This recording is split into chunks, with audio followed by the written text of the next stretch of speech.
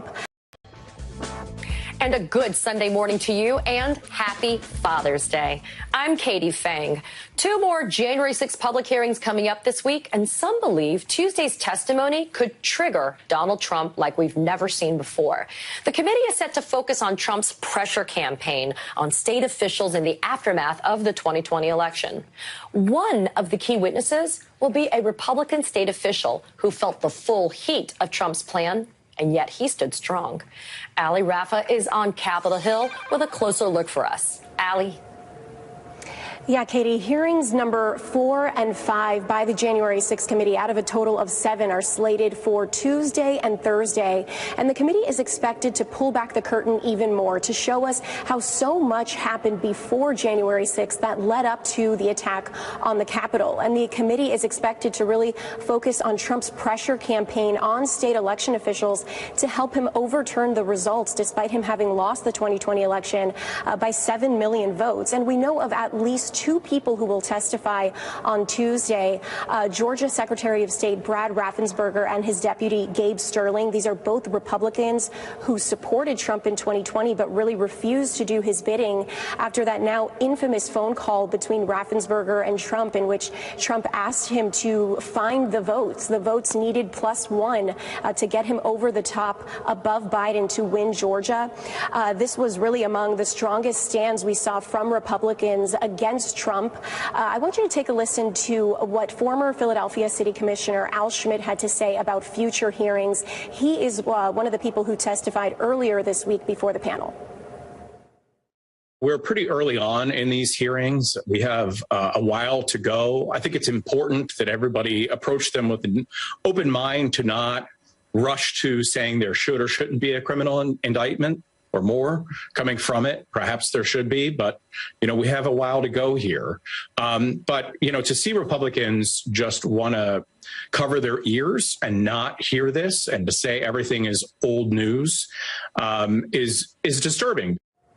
Schmidt being one of those Republicans that stood up to Trump after the election.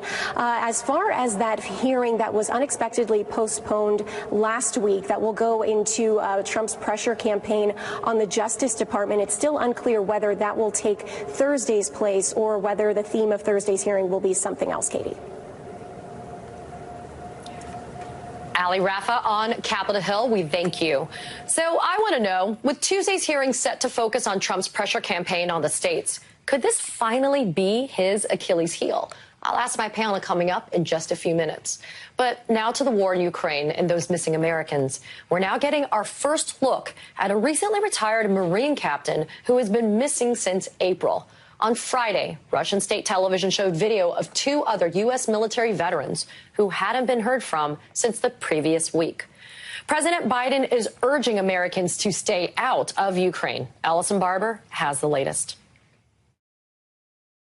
At least 2 missiles were intercepted in the Kyiv region last night, one of them not far from here in Bucha. Meanwhile, in the United States, the families of 3 Americans missing in Ukraine are desperate for answers. One of those men, a former Marine named Grady Kirpach, he has not been heard from by his family since the end of April. We spoke to a representative of the family, and they tell us that he had a conversation over the phone with his wife around April 23rd. But after that, he says it was like he vanished. No text messages, no calls. The family says they now believe he is a prisoner of war.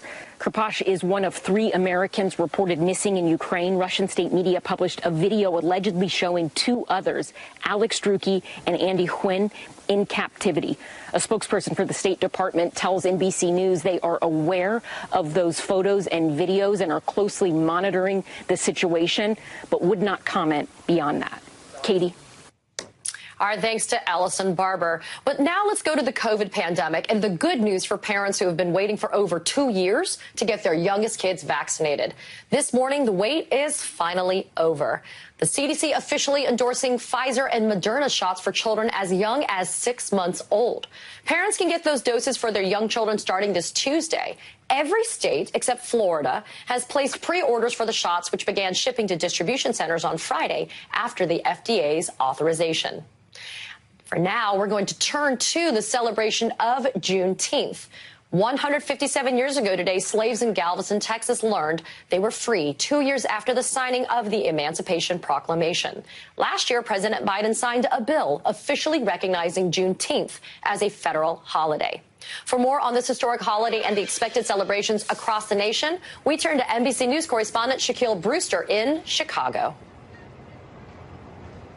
Good morning there, and we'll expect to see a barbecue here in Chicago, on the south side of Chicago, that'll start later this afternoon. It's one of the many commemorations that we're seeing not only here in Chicago but across the country as folks celebrate the second official Juneteenth across the country. And you know, later today we'll have the barbecue, but you're seeing parades, you're seeing formal events where you're going to have Mayor Lori Lightfoot coming down to honor this special day. And as you have this official celebration, there's also a continuing debate over the commercialization of the day. We know that Walmart recently apologized for releasing a Juneteenth ice cream flavor. They said it was to honor the day, but they took that flavor off the shelves. We know the Children's Museum in Nashville had a Juneteenth watermelon salad, and that was something that caused a lot of backlash on social media. It's this debate that you're hearing over how to honor the day, but also acknowledge the nuance of it and the importance of it. I want you to listen to a conversation we had with the professor about how the country is starting to deal with this day and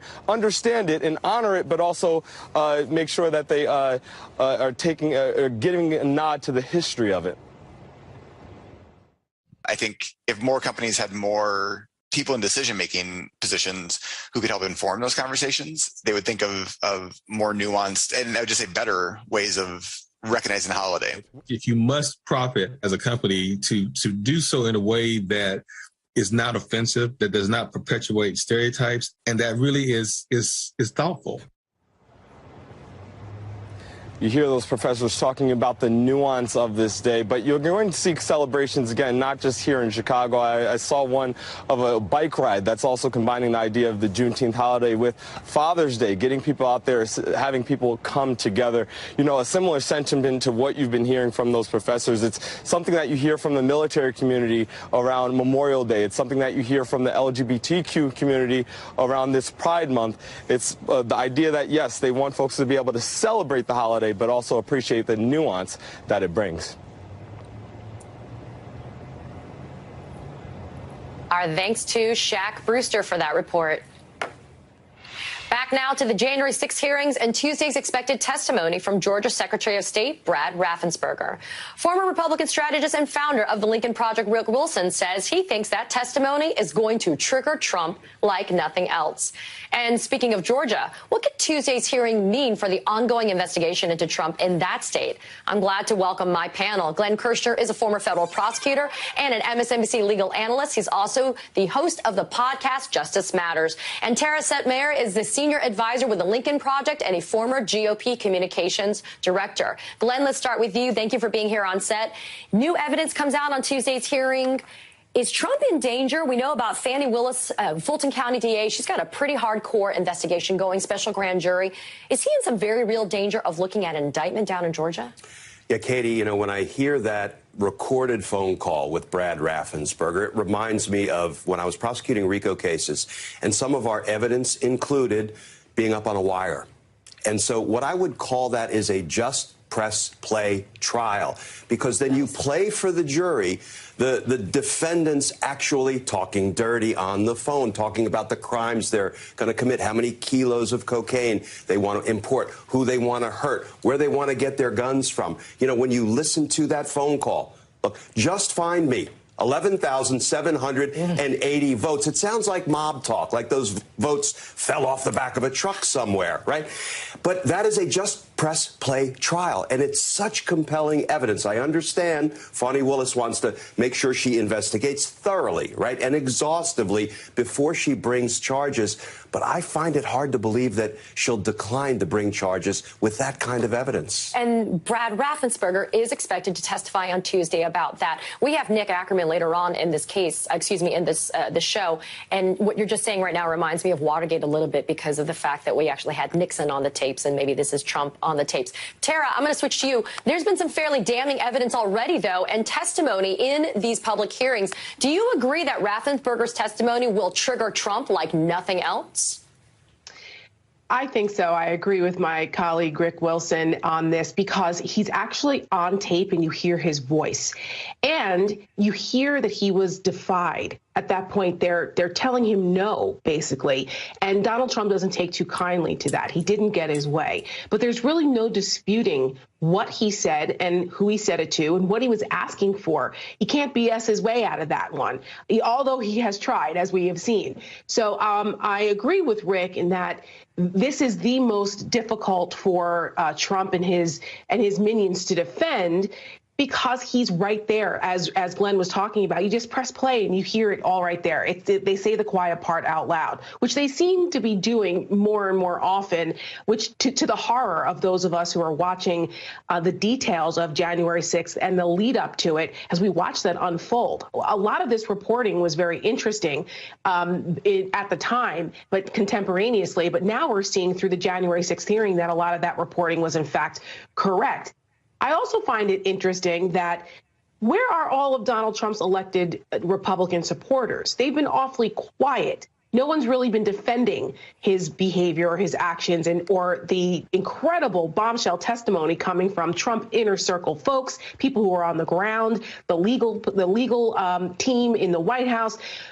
This testimony has been really, really damning for Donald Trump and for John Eastman and those who were perpetuating this task. But where's Republican leadership? They're trying to change the subject, arguing about inflation and gas prices and how come the Biden administration can't take care of that. Who cares about January 6th? Well, you can walk and chew gum at the same time. It's because they know that they can't defend this, and they're looking for an exit ramp, I think, from Donald Trump. Glenn, there's been lots of charges proposed, floating around. You said he's guilty. Donald Trump's guilty of treason. Some people have said maybe that's a little too far to go, Glenn. Tell us why it's not. Yeah, I don't think it's hyperbole, and here's why, Katie. 5 quick data points that I think demonstrate Donald Trump levied war against the United States. That's the very definition of treason. Whoever owing allegiance to the United States levies war against them, the United States, is guilty of treason. He recruited the Proud Boys and others. Stand back and stand by, await my further orders. He set the date for the Capitol attack. Come to D.C., January 6th will be wild. He deployed them. He gave the order. Go to the Capitol, fight like hell, or you won't have a country anymore. Go stop the certification. He used the word steal, which is helpful because it helps expose his corrupt intent. He then sat in the White House dining room for 3 hours watching the attack with people streaming in, begging him to call off his attack dogs, and he wouldn't. And we know they asked him to send reinforcements to the Capitol to defend the people who were under attack, and he refused. Mike Pence finally had to give the order to send reinforcements, an order he may not have been authorized to give. And now we know Donald Trump also sided with the supporters, saying maybe Mike Pence should be hanged. Katie, if what I just described is not levying war against the United States, against the democratic process, what is? Well, that's a very compelling argument that you make. Tara, very quickly, I apologize. I only have about 30 seconds left. You are familiar with the GOP world. We've now seen Republican after Republican testify before the Select Committee in America. Do you think the people who need to hear are actually listening? Unfortunately, I don't think so. Oftentimes, these folks are in their own echo chambers. They're not watching the hearings. And we've seen that the people who are not watching the hearings, particularly Republicans, they want to blame left-wing activists for January 6th. We just saw a YouGov poll come out on that. Where are those people, these phantom left-wing activists? So I don't know that it's getting through to those hardcore folks, but it is getting through to, I think, the American people who have not been paying attention as much are actually paying attention. When you have a conservative judge like Judge Ludig come out and tell you that our democracy is on the knife's edge and that Donald Trump and his allies are a clear and present danger to our democracy, not just because of January 6th, but because they will try to do it again in 2024 to overturn our elections. That is extrajudicial. It's anti-democratic, and it is a warning. He said that he hopes that people are paying attention because the hour is late and God is watching us, and we need to heed his warning. And I think that the more that we talk about this, the more the American people will understand the gravity and seriousness of what we're facing with our democracy, and hopefully vote the people who are responsible for this out. Well, if Glenn was to prosecute it and Tara was to figure that out, and frankly, if it's the independents that are maybe on the fence about what to do in November, vote the right way, maybe the people who are supposed to be listening are listening, Tara. Our thanks to Glenn Kirshner and Tara Setmayer for being here. Coming up, the far right has a new target, drag queens. They're being targeted by extremist groups at events nationwide, and it's all part of a conservative anti-LGBTQ machine whose influence has exploded over the past couple of months. NBC's Ben Collins has been investigating it, and he's joining me next. Plus, the city of Uvalde and its police force have lawyered up. They're fighting against having to hand over body cam footage and other relevant information from the day of the school shooting. What are power supply? A recent report is predicting a large swath of country could see rolling blackouts as the weather just gets hotter. Now some state officials are preparing for, quote, the worst case scenarios. Here's NBC News correspondent Morgan Chesky. This morning, the nation's power grid facing questions and a serious test.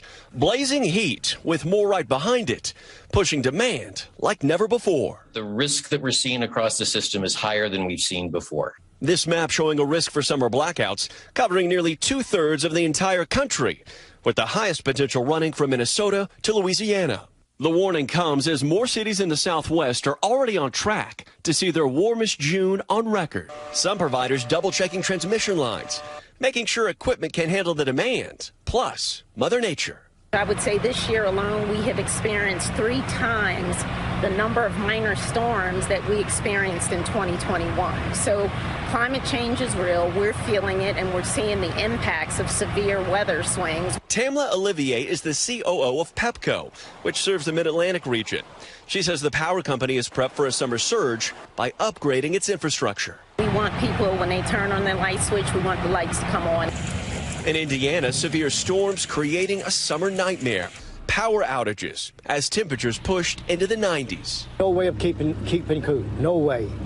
We're closing. It's just too hot. Frontline responders feeling the heat too, with calls for heat stroke and exhaustion coming in before summer's even officially started. When you saw the number of heat calls triple this year compared to last, what goes through your head? It's just going to put a weight on all the systems. All the systems I play between the fire department, police, and then, of course, the electric companies. They're going to have a hard time keeping up. Outside Austin, concerns over electricity, bringing Bill Cafferata serious flashbacks. We don't trust that the power is going to stay on. He welcomed quadruplets just days before the 2021 freeze knocked out power to millions.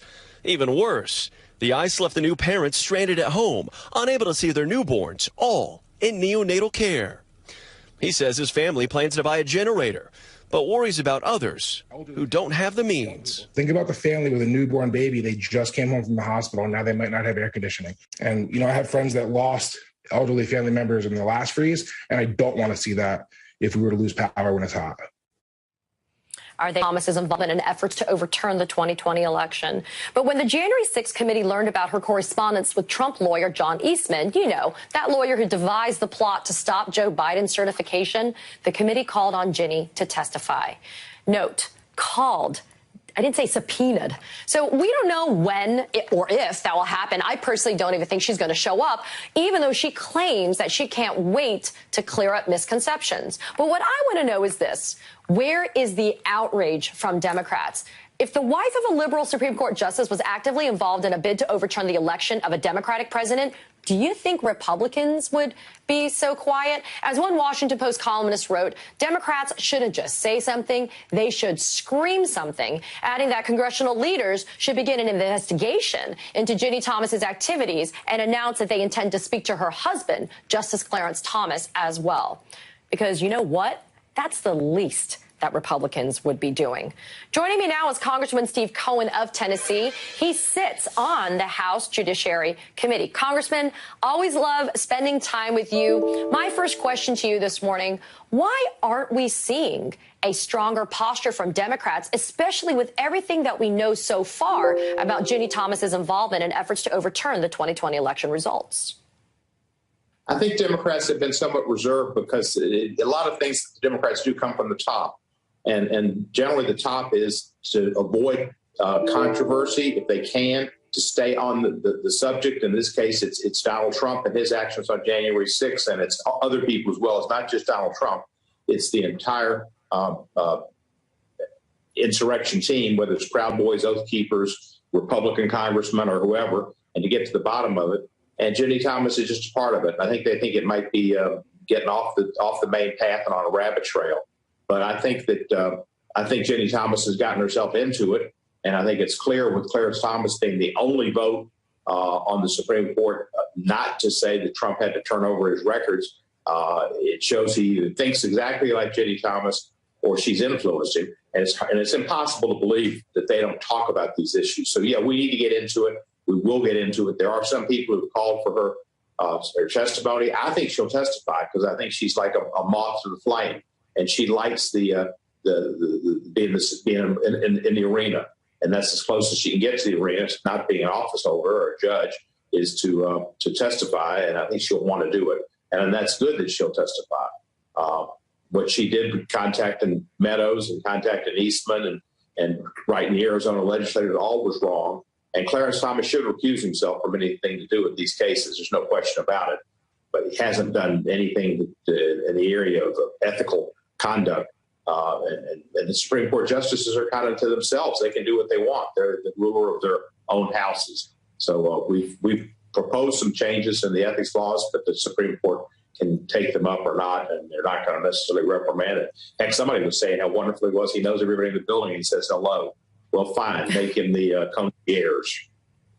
Yeah, Congressman, there's that saying, that dog don't hunt. Exactly what you just said. This idea that Clarence Thomas and Jenny Thomas, that they haven't had conversations and Justice Thomas doesn't know what's going on. You know, there's 3 Democratic lawmakers, though, that have actually stepped up and called for Justice Thomas to resign over his wife's activities. Congress members Bill Pascrell of New Jersey, Alexandria Ocasio-Cortez of New York, and Betty McCollum of Minnesota. Why aren't more calling for this? It is about as smoking gun as you get. And frankly, where do you stand on this particular issue? I called on Clarence Thomas to be censured some time ago, which I think is something which we can appropriately do. It didn't garner any harumphs from the rest of the caucus or certain leadership, but I think there should be. I mean, this may be more of an Ari Melber show response, but it's a sly in the family stone. It's a family affair, and there's no question that they are into this together. Their whole lives are intertwined. And they're intertwined in all their politics and all their policies, and they have gone. Clarence Thomas has allowed it to breach what would have been an ethical barrier. So I'd be fine if he resigned. That'd be great. He's not going to resign. That's just not going to happen. So I went to the Supreme Court yesterday, Congressman, or at least let me be clear. I tried to go to the Supreme Court yesterday. High fences and a huge police presence at the Supreme Court of the United States. The irony doesn't escape me that SCOTUS is availing itself of the help of the police, but the justices can't even properly police themselves when it comes to making sure that the integrity of the institution remains pristine. You just mentioned a couple of minutes ago about ethical rule changes. Do you think it is time to have some kind of reforms to be instituted for the Supreme Court of the United States? Well, the House Judiciary Committee has passed reforms. I think it's Congressperson Scanlon's bill, and we've passed that. It might have passed the entire House, but it's the Supreme Court. John Roberts, I have respect for John Roberts, but he was slow to bring the ethical considerations that every other court labors under, and that all political bodies do. There should be certain ethical guidelines that are required for the justices to follow. They are the only folks that simply don't have really a check and balance on them, and their own check and balance on ethics, and that's just wrong. It's kind of like this whole thing, what we're looking at on January 6th, and should Trump be tried or not and be responsible for his actions. Nobody should be without oversight and a third party check and balance in our system. And should Trump be responsible? Trump is the most open and notorious political criminal in the history of this country. He makes Richard Nixon look like a third-grade student who stole some chalk. Congressman Steve Cohen, I always know that when I ask to spend some time with you, you are going to deliver. Thank you so much for being with us this morning. We appreciate it. You're welcome. Nice to be with you. One of the primary targets, drag queen story hours, which, by the way, have been hosted at community libraries since 2015. Extremist groups across the country are targeting these events, hurling homophobic slurs in front of preschoolers and other children. Here, the Proud Boys have invaded a story hour, and it's now being investigated as a hate crime. These people say they are, quote, protecting children, and it's become a main Republican talking point, with many GOP lawmakers using baseless tropes that children are being groomed or recruited by gay and trans people. No teacher should ever be allowed to teach transgender to our children without parental consent. This year alone, over 300 anti-LGBTQ+ bills have been filed across the United States, some of which target transgender children and their parents. Look, it's 2022, but the climate for the LGBTQ+ community seems more volatile and intolerant than ever. Ben Collins, a senior reporter at NBC News covering disinformation and extremism, says it's all part of an anti-trans machine. He joins me now. Ben, good morning. Thank you so much for being here. You have been investigating what has been driving this threat for a while. What or who is fueling this machine as you've described it? Yeah, Katie, it's a bunch of social media influencers on the far right who have banded together, realizing that they think, at least, they have a winning political issue on the right. A lot of the same people who pushed the critical race theory panic last year in schools, saying that children are being indoctrinated, was the language, to learn critical race theory and all of these things that aren't really taught to people in elementary schools, have realized that sort of ran out of steam, and they've moved on to this idea that kids are being groomed to be gay or transgender at public schools by things like Disney movies or things, of course, like Drag Queen Story Hour.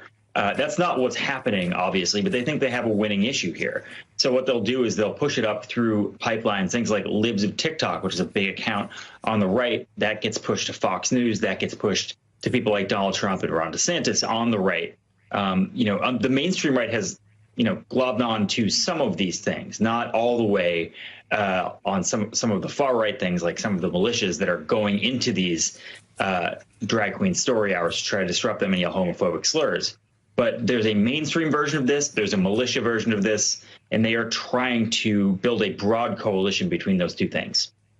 So, Ben, you talk about social media influencers, maybe even the media, maybe TV, but it's not just limited, right? Because now we know Republican lawmakers at state levels have been targeting the community. Most recently, they've latched onto the drag queen issue, like you talked about, because the CRT thing kind of ran out of steam, as you say. But GOP lawmakers in Florida, Texas, Arizona, they're proposing bans on drag shows for kids, which, let's be honest, that's just absurd and stupid. Let's talk about, though, how that extremist machine that you've been investigating has now had really intimate ties into the political sphere. Yeah, I mean, yesterday in that same speech Donald Trump gave, he said that teaching woke gender ideology is child abuse. It's a very dangerous thing, because once you start investigating that sort of thing as a criminal thought, right, then it becomes a much more dangerous thing that is a lot more in line with fascism than anything else probably that you can think of. And he was not, by the way, Donald Trump was not this explicitly anti-LGBTQ when he was president or when he ran for president. This is a lurch to the right by people on the right. That's what you're seeing recently is, these far right spaces realizing they can get people riled up are driving this political moment. And by the way, if you try to push back against this, I talked to this state senator in California named Scott Wiener. He tried to push back against this. He joked on Twitter in response to one of these bills that he would make Drag Queen Story Hour part of the curriculum in California. This was a joke very clearly. And he couldn't even return to his home last weekend because bomb sniffing dogs had to case his house first because he received a credible threat. So that's where this is at now. We're at a very dangerous precipice, and it's in the middle of Pride Month. So, Ben, though, other than you doing the really hard work of investigating and exposing what's going on, tell us what's being done to actually stop the harassment and the hatred. Well, unfortunately, not a ton.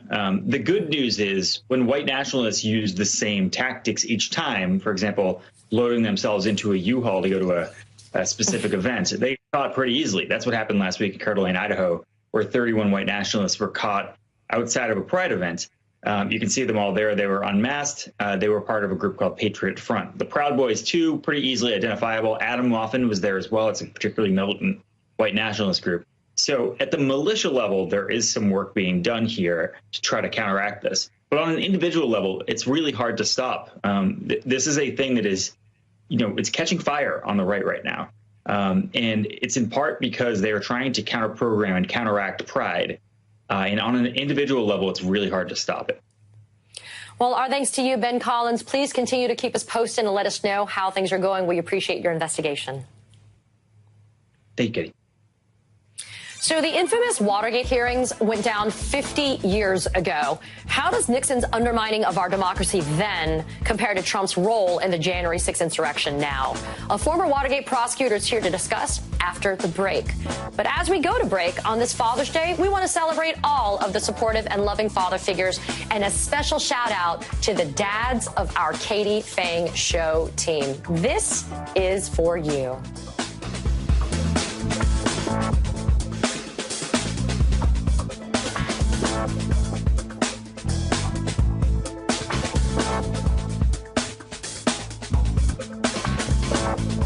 For power. Well, that was at the heart of both Watergate and the January 6th attack on the U.S. Capitol. Both former presidents Richard Nixon and Donald Trump tried and failed to subvert democracy and the will of the American people. And the 50th anniversary of the Watergate break-in just happens to come as the January 6th committee presents its findings on Trump's involvement in the insurrection. But unlike Watergate, which set in motion the political demise of Richard Nixon, the January 6th attack has not vanquished Trump from political life. At least not yet. Trump continues to headline large rallies across MAGA country, and he's propped up by a slew of sycophants in Congress.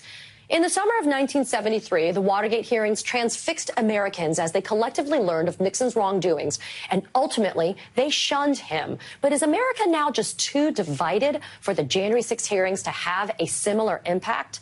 I have the perfect person to ask this question. Joining me now is former federal prosecutor Nick Ackerman. Nick was also a member of the Watergate prosecution team. Nick, good morning. It is an honor to have you with us today. As the truth about the scope of Nixon's misconduct emerged, he lost the support of even his most fervent defenders in Congress. Yet today, there is still a disturbingly large number of elected Republicans who support Donald Trump. How can you explain that happening? Well, I think it's explainable by the fact that our politics is so divided at this point.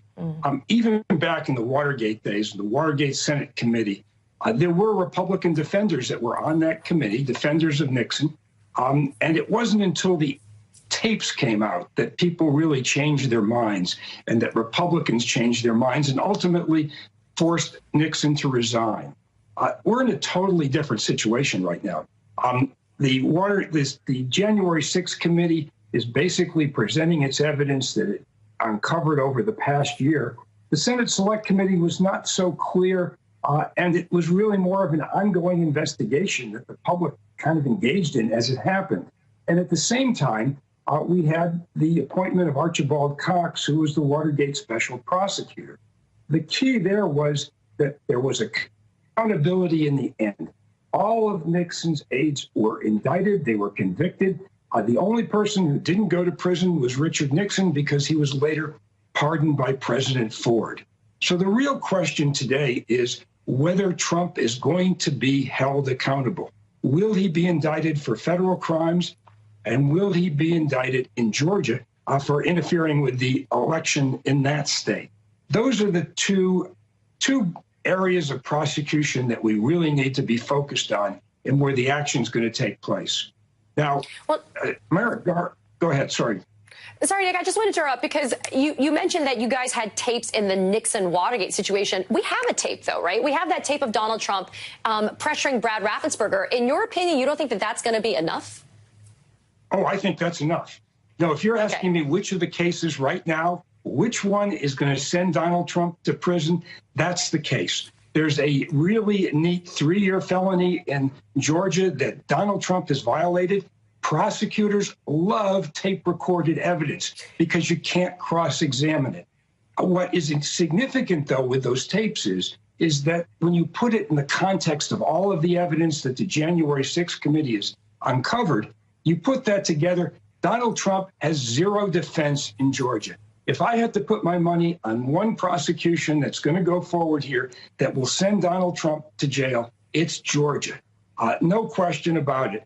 The only defense he's got there is trying to somehow pick up on some ambiguity in the tape that he didn't really mean what he said. But once you look at what he said, trying to get Brad Raffensperger to come up with extra votes to make him the winner in Georgia and put that in the context of what the January 6th committee has found, I think they've got a case beyond a reasonable doubt.